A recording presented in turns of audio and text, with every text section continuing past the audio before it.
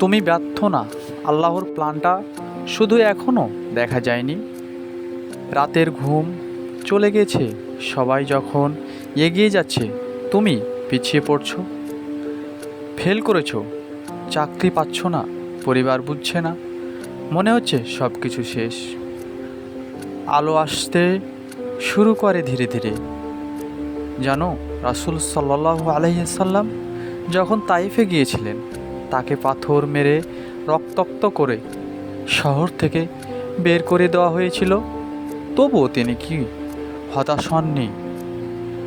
সূরা ইউসুফ আয়াত নাম্বার 87।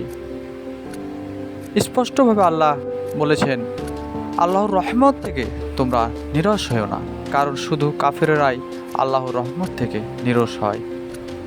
তুমি ব্যর্থ না, তুমি শুধু আল্লাহর এক গোপন পরীক্ষার ভিতরে আছো। এই সময়টা তোমার জন্য প্রস্তুতির প্রমাণের। আল্লাহ যখন কিছু বিলম্ব করেন, সেটা কখনো তোমাকে বঞ্চিত করার জন্য না, বরং ভালো সময়ের জন্য রেখে দিন।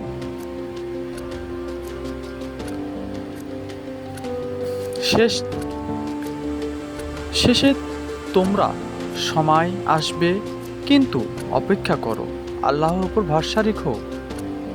অবশ্যই আপনাদের আমার এই কন্টেন্ট এবং কথাগুলো যদি ভালো লাগে, অবশ্যই লাইক, কমেন্ট, শেয়ার করিয়েন।